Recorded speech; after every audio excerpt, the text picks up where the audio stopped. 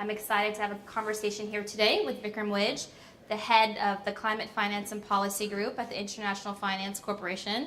So Vikram, for those who don't really know about the work the IFC does and your work, could you just give us an overview? Great. Thank you, Mehreen, and thank you for having me here. And hello, everybody online.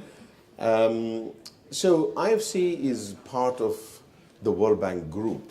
It's confusing for a lot of people as to why it's different from the World Bank. But the World Bank and the IFC are, if you will, siblings, one focusing on working with governments, and we at IFC focus on working with the private sector, financing them, all in developing countries, and working with them in this context to help the transition to a low-carbon future.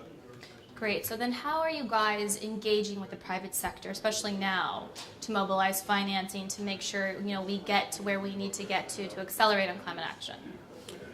So on multiple fronts, financing, which is our bread and butter, is clearly one focus. For ourselves, we have made a commitment that a little less than a third of all our financing by 2020 is going to be climate related. Now that is a significant transition because for us it's doubling already. And we, from a money perspective, may not be huge compared to some of the bigger banks, but I think we have a huge catalytic effect, and that's what we want to leverage really.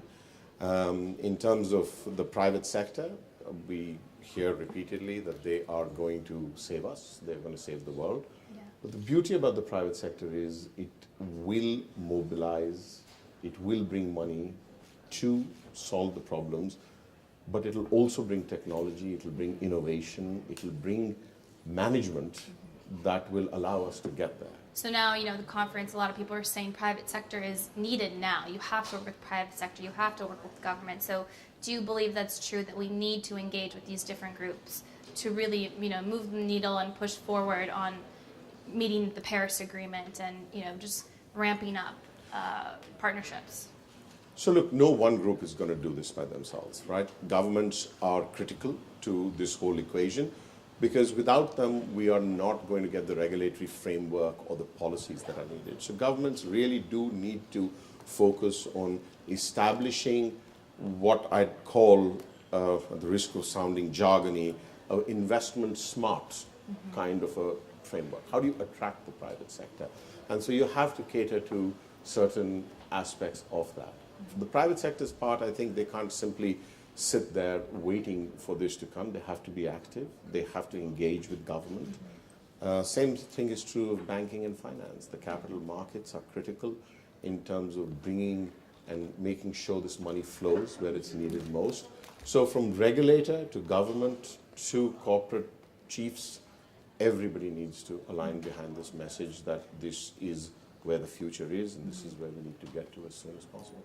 So just to follow up with that, what are some of the challenges you've been seeing at talking to these different companies and different groups from the private sector as well? What are some of the main challenges that you've seen?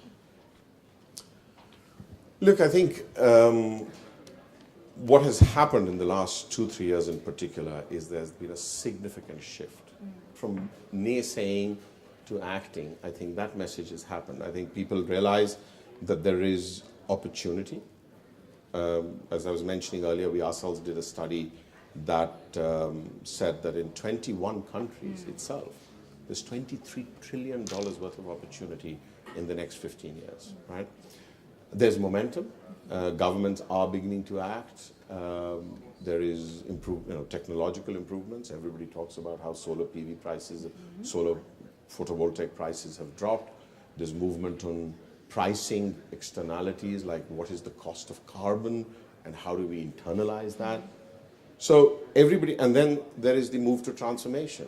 But transformation at the scale we need, and I quote somebody who said, we need the transformation, we need the speed of sort of the internet and the transformation of the Industrial Revolution, and that combination is what we need. And you talked about the technology in that industry. There's a lot of conversation here, especially on technology and innovation. So how do you see that kind of helping us move and drive towards more innovation? Look, when I graduated from college, and I won't admit to when that was, it was in India, and there was a 7-year waiting list to get a landline. Today, every vegetable vendor with a push cart has a cell phone and is connected, right? I mean, the reason I use that example is the acceleration of technology and the development and deployment is completely without parallel as to what's happened in the last 10 years, and that's not going to change. And I think what's going to drive that is also how we deliver business. Transportation, a nice state-owned business, is completely going to get transformed because the Ubers of the world have demonstrated that mobility doesn't need to stay within the confines of what, say, I grew up with, right? Public transport's going to get redefined. How we live in cities, which many of the developing countries say half of their countries haven't been built yet. So that, I think, is where technology and innovation is going to be key, because we have to think of how we're going to deliver these goods and services in a very, very different way. Great. Well, thank you so much. We just heard live from Vikram Widge, the head of the Climate Finance and Policy at the International Finance Corporation. So just to close up, what is your one message that you would like to give to the younger generation, especially those tuning in today, listening to you? So what I'd like to say is that I used to think, when I started in this business about 25 years ago, that it would be my great-grandchildren who would get affected by climate change. I think that's totally changed. And now I tell my 25-year-old son that not only his children, but he is going to see changes in climate. So my only one message is, don't wait. Start acting now. You are the future leaders of the planet, and in order to inherit that planet the way you'd like to, start now. If you're starting in the workforce, ask questions of the pension plan that you're contributing. If you're in a corporate or an industry, politely challenge your management in terms of what it is doing in terms of how it can contribute to the whole issue. So, in short, don't wait. Act now, act where you are, in communities, in your jobs, in your savings. Thank you, and stay tuned for more interviews on facebook.com/connectforclimate. Thank you.